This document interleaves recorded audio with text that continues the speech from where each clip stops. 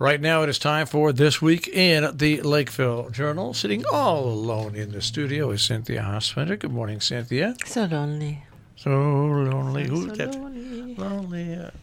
I forget. Bobby Darin? No, No, Bobby it was Rydell? Team America. Hello. I don't know.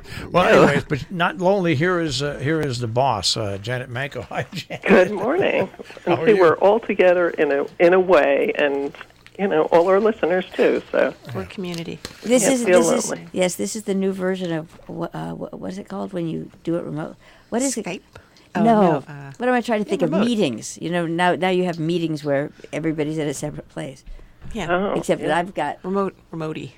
I don't Remote. know. I don't know. Except that 3 of us I'm are against all those terms. Like the new thing in radio when you do like an extended thing is a deep dive. They call it a deep Oh dive. God, they call that in the news too. It's just I hate nauseating. deep dives. We're going to take a Deep dive. Well, we do kind of a deep dive every week in Yeah. the Lakeville Journal. But you don't have to call it that. It's Yeah, the you Lakeville just- Journal. it's called news. Full stories. It's your job. All right. Let's go to the Lakeville Journal right here on the front page. I will start off at the top, a story by Patrick Sullivan. Our Congress person, Johanna Hayes, promises to help. The story here isn't specifically what she promised to help on. It's the fact that she keeps coming here to the Northwest Corner, and it's so great, and we really appreciate it. And also that our Governor, Ned Lamont, has been coming out a lot, and it's only April, and we've seen both of them quite a bit. And this is really, really wonderful news, considering that we used to have senators who would come here and go, gosh, I got lost getting here. It's like, where's Cornwall? That's not that helpful. So a great meeting with the first selectman from 21 area towns at the COG, which Governor Lamont had visited with, I think, 2 weeks ago. Listened to what they said and promised to help, as the headline says. All right. Then we'll go down to the bottom of the page where you have the pictures of Izzy Tatiello and Jack Murtaugh, who both passed and will be severely missed by the communities that they serve. Yeah, and a beautiful obituary for Jack Murtaugh and also Ben Heller. And, we always feel like whenever anybody dies around here, it's very important for somebody. So we're not saying, we never want to say like, oh, this person was important, though. Like, everybody's important. But these were people who... Two longtime servants. I mean, yeah, exactly. Jack Murtaugh helped create the ambulance service in Connecticut. Izzy Tatiello fought in the war, for gosh sakes. I mean, Right. It was a centerpiece of our annual, veterans services and, of course, of the Pearl Harbor service every December. And just a lovely guy. And, of course, Ben Heller also in a very different way was a big servant in the community and really tirelessly gave energy to Sharon Hospital and thought a lot about affordable housing and really wanted to help. So a big loss for all of us. And, it's sad to say a lot of greats seem to be leaving us this year. Yeah. All right. Now, right on top of that, a hard look at the future for area towns. Yes. So this is Hamish Luttress, and he was giving the talk at the Cornwall. Was it the library or the town hall? It was library. Or at the town hall, and it's part of the Norman Dorson lectures for the Cornwall Historical Society, and of course Norman, again, a great who was one of our owners, but did so much for not just the Northwest Corner community, but for America as a professor at NYU, but also ahead of the ACLU. And so this year is Hamish Luttress, who's been here a lot this year, and has been doing a lot of talks. Patrick said he talked very fast, very detailed, a lot of interesting stuff, but talked a lot about Cornwall, and it's a lot about its population, which has been a big topic of concern around here lately. As as population decreases, which of course is a boon if you really like forest, but is challenging for many of the organizations in town. So he went into detail on some of that. And that ties in with the details or lack of details on that The apartment plan Falls Village. in Falls Village, where it would bring a lot of housing, actually. Yeah, 28 rental units. And so, of course, we do have affordable units in towns like Salisbury and Sharon. It just felt to us that this is being presented in a way where that the public is not being fully included in the conversation, and there's a lot of information that, just as we're sort of discussing it with Patrick after the meeting, we're like, well, so how much are they going to cost? And he's like, I don't know, they didn't talk about it. Like, it feels like a lot of things are not being clearly presented to people, and that they're not clear on what they're going to get if they get this housing. So it'll be interesting to see how that progresses. Region 1 budget vote comes up on May the 7th. And, of course, that's after we go to press. The voting ends at 8 p.m. Go to your town hall. Please do vote. It's a 0% 8% increase in the budget. And so we will have the results online as soon as we get them, which should be sometime Wednesday. But we'll have the also the vote totals in the paper the week after. All right. And there was a refresher for area officials at North Canaan on the Sunshine Law. We were very happy about this. We had talked to Charlie Parati, who is an organizer of this, and Randy DeBella, who's the town attorney for many of the towns in the area now, did an FOI conference reminding town officials what their obligations are under the Freedom of Information laws. And we sometimes feel like what they're doing in these meetings is talking to the officials about how to get around them, and we felt that he was really saying to them, these laws are important. Open information is important. It's a big part of our democracy, and here's what the rules are, and here's how you can find out more information. So we were very happy about that. A very interesting story by Bernie Drew on food profiteering. It's done with oil. It's done with natural gas, with propane, and right. It's done with food, where people hold on to it till they can get the highest price. Well, and of course I assume that this still happens, where the government pays people to leave their fields unplanted, so that, and of course, here where our farms are so small, it's not so much of an issue, but I think our farmers are impacted by it, of course, because the prices are the prices, they're commodities. And I remember a few years ago there was the spike in, I think it was the price of corn, as people started using more and more ethanol, and it was impacting dairy farmers because it was impacting the feed that they were giving to their animals. But so an interesting story from Bernie as he was thinking about the Stop and Shop strike, and in the aftermath for about a week, I think it took them to really get the produce department stocked again. Let's move on and go. I saw the picture of the llama, and I said, okay, it's got to be Cornwall. Nope, yes. It was Norfolk. Well, it was a Cornwall llama in Norfolk. Those llamas get around. A Connecticut Yankee in King Arthur's Court. I feel better then. Yeah, a Cornwall llama in Norfolk. It's our llamas. And I remember there was a moment when everybody was buying llamas. It was a big investment animal around here, and I think that's kind of balanced out. But Debbie Levy in Cornwall continues to raise her llamas, and she takes them around for educational purposes, and they're very interesting, funny animals. And so she goes and she gives a little bit of history about it, and she lets the children touch them. They're very gentle. She lets the children get up close to the llama and even says, don't be disturbed if it licks you. They like to lick you as a way of getting to know who you are. And the funniest part, Deb Alexinas, who's a very funny writer, wrote a very funny story about it, and she talks at the end about how the llamas. So the program ended, the docile 5-year-old llama and his owner headed out the door and into the minivan, which can comfortably fit 2 llamas if they are sitting side by side. So I just love picturing the two of them with their legs crossed in the back seat, maybe sipping some coffee. There's a children's book in that. That's right, somewhere.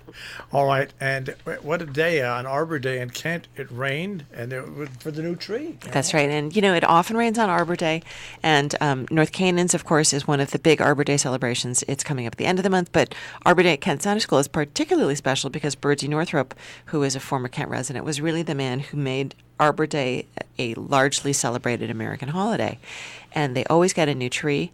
And yes, I think that it was probably very happy to get a nice, heavy, soft, warm rain that day. And on the same page, the Housatonic Student of the Week. That's right. Ian Strever, the principal of the high school, had been the assistant principal, and when he was assistant principal, had started doing a Student of the Week. And it used to be when he was less busy, he had more time, and we really had one every week. But we get them more sporadically now, but they are always of great value, and congratulations to all of our students who are doing such a good job. On page A4, and we here have met the new owner of Infinity. Infinity Hall in Norfolk and in Hartford gets a new owner, but we're always concerned about the one in Norfolk. Right, and so it sounds like what they're trying to do. We had an article on this a couple of weeks ago, and it was largely about what they're doing in Hartford, which, more young acts and a little more youth-oriented. But the town of Norfolk came out for a meet and greet with him at the Norfolk Hub, which has been a very active, nice service that they're having there in Norfolk. And people really came out and really told them what they think about Infinity Hall and about the shows that they're providing. And I think the message that I got was, we have to stop doing these cover and tribute bands. It's really not worth getting out of the house for. And there was even somebody in the record industry who said, or in music production, and said, I moved here to be near Infinity Hall, so let's live up to the full potential of a place that has a perfect acoustics. So he said, yes, we'll do that, but he said prices will go up. But that's the price you pay, literally. Well, So- prices don't necessarily have to go up. I think what people would want in this area is they don't care if new acts come in. Right. But not Good new acts. New acts that play their own music. Yeah. It's- Well, that's and what but you people know it's want hard to here. know sometimes but I've seen Duncan Sheik there, who's fantastic, and of course wrote all the music for the award-winning Spring Awakening, and you know is sort of a smaller act, but he was great. And I saw Darlingside, which is, as you know, a band with local roots, really wonderful. So those are great acts, and maybe what they need to do is give a little more publicity so that we can learn who these acts are and inspire ourselves to go out to Norfolk. All right. Now it's town meeting and vote time. Cornwall's meeting vote is May 24th. That's right. And so we have summaries of all the town's budgets here. It's been a fairly quiet budget season. Not, it's always anxious, but I would say, fairly quiet budgets, not a lot of bloodletting. And so we've got meetings coming up May 24th, May 23rd. On the jump page, we've got May 22nd in North Canaan. So do keep an eye out for your town's town meeting vote, and just come out if for no other reason than to support the people that put in the last 2 months of working on the budgets for you. But did you ever think that people are just plain tired this year? You know what I mean? Maybe. I just think that people are tired. I hope they turn out, but I think that We're actually having a pool with the budget vote. But how many people will? Attendance. Yeah. I think it's less about the people who come out to vote. I think it's more about the people that are actually on the front lines and doing the budgets. And I do feel like, as always, they really did their due diligence. And there was, there was stuff that was discussed. And of course, the school population numbers is always problematic. But I do feel like they paid attention and tried to do it the best budgets they could, as All right. always. Speaking about budgets, I'm kidding. Hazardous Waste Day is coming up on June 1st. Hazardous Waste Day is a big deal. It's one of these small town is. things where, like, if you're just new to the area. They just had one in Massachusetts and one in New York before that. They're big days, so you can get rid of all that stuff. That's in your That's basement, right. in your garage, and people don't necessarily realize all the stuff that's under their kitchen sink. That's, my ex-husband used to have there were 30 jars of stuff there, stuff that had been there from the previous owners of the house, and all that stuff has a sell-by date and it's toxic, and so you need to get rid of it, but you can't just take it to the dump. You have to save it up and take it for Household Hazardous Waste Day. It's free. You have to go to your town hall and get a ticket, and it's a very amusing day. It's like everybody's there in hazmat suits accepting all your stuff, and if you read this little summary, you'll see what kind of things to look for, but don't forget, if you have almost empty paint cans, those can go to your local transfer station. All right, and part 3 of your community-supported agriculture stories. Yes, and so Janice Ziller, who just loves all these farmers, and you can really feel it in her stories. She has such a sense of reverence for them as a farmer herself. And so this is a very interesting farm in Northeast, which, of course, the town of Northeast includes the village of Millerton. It's over there on Boston Corner Road near the interesting, just went right out of my head, Brooke Lehman's place. A lot of interesting programs going on in that little part of Northeast, and a beautiful section of road. And I'd say Rocksteady is one of the best known community supported agriculture organizations here. They seem to be very have really settled nicely into the community, and so find out from Jana all about the vegetables and meats and things that they're going to make available this season. I like on the sports page, you've got the South Kent School winning the U.S. hockey title, but also the Fish Whisperer. I know. Well, so the hockey title is a big deal, and of course South Kent has a beautiful rink that they just recently renovated, and it's a year-round rink. It's open in summer, which I believe that's the only rink that's open in summer.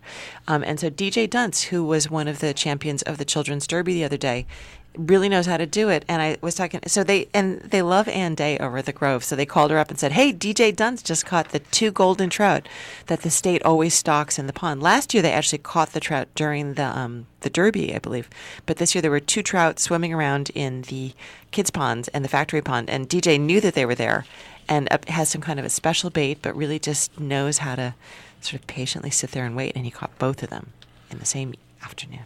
All right. Well, congratulations to the Fish Whisperer. And so in the obits, we were talking about the obits, and not only do we have Jack Murtaugh, Izzy Tadiello, Ben Heller, but Joelle Holm, who owns the house, who owned the house next door to the radio station here. And it's the time. It's like a culling. Yeah, it's as long as I open the paper, I don't see my name there. I'm gonna move on to the next page. Yeah. Rob Reiners, the old man, says that every day he looks at the obituaries, and as long as his name's not there, He goes about Is he his still business. alive? Yes, he Oh is. my God. He and Mel Brooks. Yeah, they're both still alive, and they both still visit one another. That's the amazing Yeah. thing I think I about saw it. that on Jerry Seinfeld. Yeah, yeah. He went to visit the Comedians two in of them. cars, that's Yeah. right. All right, let's go to the editorial. Open information is the law. That's right. This relates back to the front page article that Leila Hawken wrote about the meeting in North Canaan on open information. And, you know, we have been writing about this over many years, and it's more important now than ever that we be very aware as citizens that we have a right to know what our government is doing on our behalf. And so, as Cynthia said, we were really happy that First Selectman Charlie Perotti over in North Canaan was the one who gave the impetus to have that meeting. And, boy, there were town officials from all over at that meeting. It was not just North Canaan people. They were from all towns around the northwest corner. And it was really gratifying to see how these town officials really wanted to do it right. They wanted to be sure they were doing the right thing for their communities. And so there was great discussion on this. So this is what we write about, and actually tomorrow I'll be going to a statewide Freedom of Information conference over in Rocky Hill, and there will be town officials from all over the state. And, boy, you always learn something listening to them, but the common factor is that they all meet the same challenges, no matter if it's a big city or a small town, you know. The same kinds of questions can come up when it comes to what do you release, what don't you release. The standard is release it anyway. We write about it this week, and we'll write more about it later. And boy, do you have a variety of letters. Isn't that the truth? It's really interesting. It really is. From what you'd sort of expect, which is a couple of clarifications responding to other letters, one from John Morris on the organizer of the voter registration meeting in Kent, one from Kim Maxwell, who's the president of Northwest Connect, talking about connectivity in our area and how their mission is perhaps being misunderstood, and Tony Peel on Eleanor Roosevelt and the Millbrook School. We have, don't miss Dick Boyle's letter on just released The Godfather 4. So funny. Read that one for sure. And Bernie Ray on North Canaan and shared responsibilities to do with the asphalt plant. And your viewpoints from Carol Asher, Chris Powell, Matt Gordon, and also Peter Riva, all on really great topics. Especially, is contempt of journalists really a new phenomenon? Right, that's from Chris Powell, and boy, he's been doing this a long time, and so has personal knowledge as well as historical knowledge, and so that's an interesting one. Carol Asher on how we find ways to welcome immigrants to our local area, and Matt Gordon writing about language, and so just the headline alone makes you either want to go on or not, depending if you can remember what the subjunctive mood is. But that's all right, he tells you. You know, when you look at the journalism story, the difference nowadays is journalists in whole have been classified as enemies of America. And Yes, right. That's one step that has never been done before on a national level. And that's the thing that's scary about this whole thing. It really is. It is, but you know, contempt is pretty strong too, and and at the bottom of this is, you know, how do journalists operate in this climate, and so it's an interesting topic for all of us. All right, I just had a bunch. I had some cod last night, and what did I have with it? Green beans. Green beans with some garlic butter over them. Yum. Oh, of course. Of course. Butter makes everything better. And the perfect accompaniment to fish is always green beans and some steamed potatoes. So Matt Gordon, who is everywhere in this week's issue, he just if you know Matt Gordon in summer, you know he just loves green beans, and it's his favorite thing to grow. He has this beautiful little garden in the back, and he also gardens at the Salisbury Community Garden, which I believe is still accepting applications. And so he sent in this very sweet letter saying, well, I wrote something about green beans, and I know that you usually write about food, but is it okay? We're like, yes, we're taking on the health page. So all about really the most interesting story about green beans and the nutritional value and how to grow them. And, Mac and I always have discussions about bush beans versus pole beans, of which he grows both. So he will explain to you in this article the difference and why you should grow one or the other. And Jill Goodman has me, and the dogs love it now. I give my dogs green beans in their meals. Oh, there you go. It gives them quantity, and It's got a lot of fiber. No, it's actually you don't give it all the time, but basically the point of them is when you're trying to get weight off your dogs, you try to replace the what you've taken out. Oh, that's interesting. Oh, and it's lower calorie and it fills you up. Yeah, but it's not and shouldn't be given regularly. But I wonder if it's because it's got so much fiber, if it acts in the same way that all fibers do to push some of the excess stuff out of your body. Yeah. I don't know. Okay. That's my theory. All right. Cancer Survivors coming up at the Grove June 4th. Yes, that's always a big celebration, and I think it's SVNA that runs that. Yes, Salisbury Visiting Nurse Association and VNA Northwest. So do come out whether or not you're a cancer survivor and support those who have survived, because the struggle doesn't end. All right. Now we only have 2 minutes left, but I want to talk about Alexander Wilburn. It's a great article. His review of Avengers. He states it exactly the way I feel. There are people out there that just think, why would you go see Avengers? Well, you know what? I grew up as a Marvel comic fan as a kid. They bring all these characters back and other characters.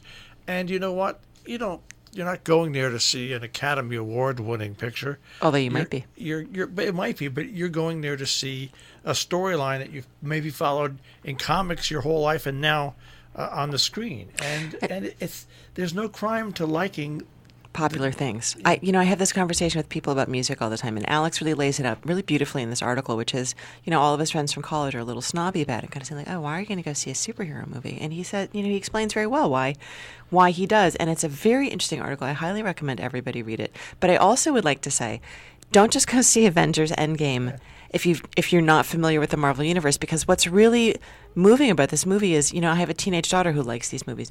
It really wraps up about the last 15 years of movies, and everybody appears in it. It's like the end of a fireworks show when like they just throw everything out.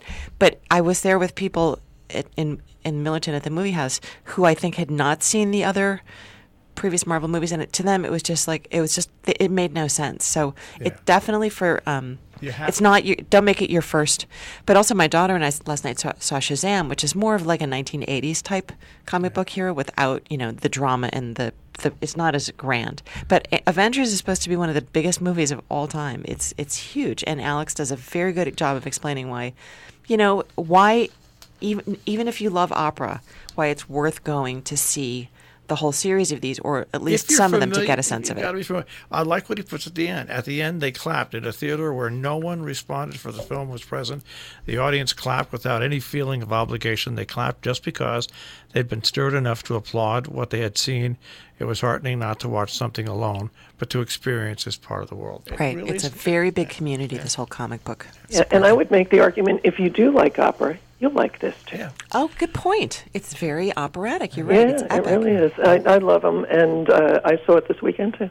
Right. And I think Alexander, I will agree wholeheartedly, captured it perfectly. Why? All right. We have about 40 seconds left. Oh. Cinco de Mayo. Yes, it's Cinco de Mayo is coming up. Oh, and there's a group of people that go down to Mexico every year, and Gil Gutierrez is doing, and is this performer who they see down there, and they love him, and every year they bring him up here. So he's performing at St. John's Church this Sunday at 7 o'clock, and the concert is free, and people just rave about this guy, classical guitarist. He came up here, it's his third year. The first year he came up, they brought him up, they paid him. The second year he came up. This year, he's got 2 people with him, and it's a trio, and they've got 5 other appearances now that they're going to do. It's pretty amazing. It's a phenomenon. But also this weekend, you have the Salisbury Sinfonetta on Sunday. Right. And unfortunately going right up against the Gospel Fest, which is at Hotchkiss School. Right, which is always a big deal, and actually hard to get into, so if you want to go to that, you should go early. All right. Right. Don't miss all the ads, the inserts, and the calendar to figure out how you can cross-reference and see what you want to say. All right. We'll speak to you guys next week. Thank you so much. Thank you. All right. That is This Week in the Lakeville Journal. Of course, tricornernews.com on the web, where you can find them also on Facebook as well.